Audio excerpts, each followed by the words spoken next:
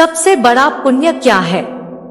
एक राजा बहुत बड़ा प्रजापालक था, हमेशा प्रजा के हित में प्रयत्नशील रहता था। वह इतना कर्मठ था कि अपना सुख, ऐशो आराम सब कुछ छोड़कर सारा समय जनकल्याण में ही लगा देता था। यहाँ तक कि जो मोक्ष का साधन है अर्थात भगवत भजन, उसके लिए भी वह समय नहीं निकाल पाता था।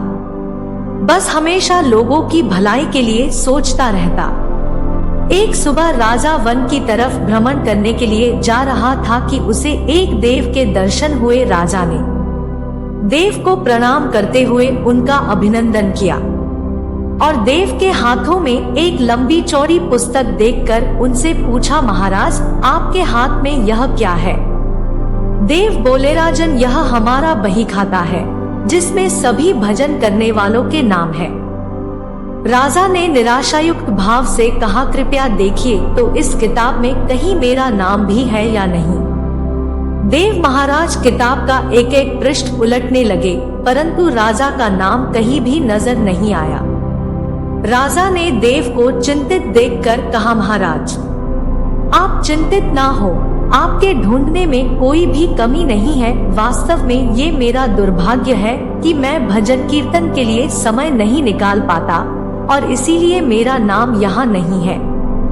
उस दिन राजा के मन में आत्मग्लानि सी उत्पन्न हुई, लेकिन इसके बावजूद उन्होंने इसे नजरअंदाज कर दिया और पुण्य परोपकार की भावना लिए दूसरों की सेवा करने में लग गए।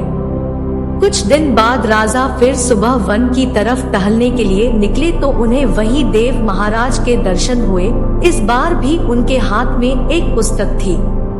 इस पुस्तक के रंग और आकार में बहुत भेद था और यह पहली वाली से काफी छोटी भी थी। राजा ने फिर उन्हें प्रणाम करते हुए पूछा, महाराज आज कौन सा बही खाता आपने हाथों में लिया हुआ है? देव ने कहा, राजन आज के बही खाते में उन लोगों का नाम लिखा है जो ईश्वर को सबसे अधिक प्रिय है।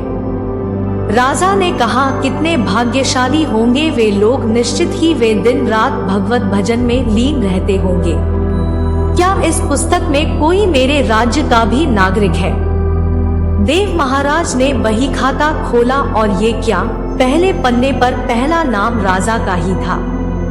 राजा ने आश्चर्यचकित होकर पूछा, महाराज मेरा नाम इसमें कैसे लिखा हुआ है? मैं तो मंदिर भी कभी कभार ही जाता हूँ। देव ने कहा, राजन इसमें आश्चर्य की क्या बात है? जो लोग निष्काम होकर संसार की सेवा करते हैं, जो लोग संसार के उपकार में अपना जीवन अर्पण करते हैं, जो लोग मुक्ति का लोभ भी त्याग कर प्रभु के निर्बल संतानों की सेवा सहायता में अपना योगदान देते हैं, उन त्यागी महापुरुषों का भजन स्वयं ईश्वर करता है। ऐ राजन तू मत पछता कि तू पूजा पाठ नहीं करता, लोगों की सेवा कर, तू असल में भगवान की ही पूजा करता है। परोपकार और निस्वार्थ लोक सेवा किसी भी उपासना से बढ़कर है।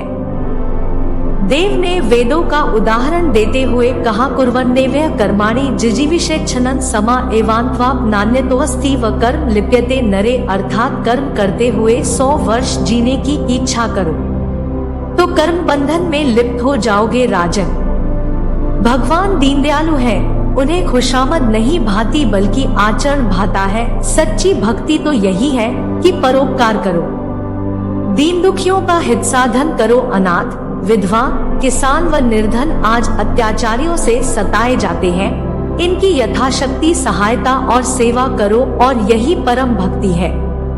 राजा को आज देव के माध्यम से बहुत बड़ा ज्ञान मिल चुका था और अब राजा भी समझ गया कि परोपकार से बड़ा कुछ भी नहीं और जो परोपकार करते हैं वही भगवान के सबसे प्रिय होते हैं और भगवान कभी उनके साथ नहीं छोड़ते। मित्रों, जो व्यक्ति निस्वार्थ भाव से लोगों की सेवा करने के लिए आगे आते हैं, परमात्मा हर समय उनके कल्याण के लिए यत्न करता है। हमारे पूर्वजों ने कहा भी है, परोपकाराय पुण्याय भवति, अर्थात दूसरों के लिए जीना, दूसरों की सेवा को ही पूजा समझकर कर्म करना चाहिए। परोपकार के लिए अपने जीवन को सार्थक बनाना ही सबसे बड़ा पुण्य है।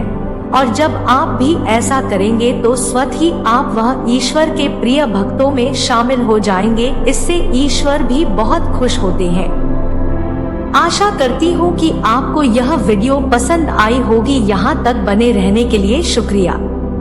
ऐसी ही और वीडियो देखने के लिए हमारे इस चैनल ज्ञान की गंगा को सब्सक्राइब करें। धन्यवाद। हर हर महादेव।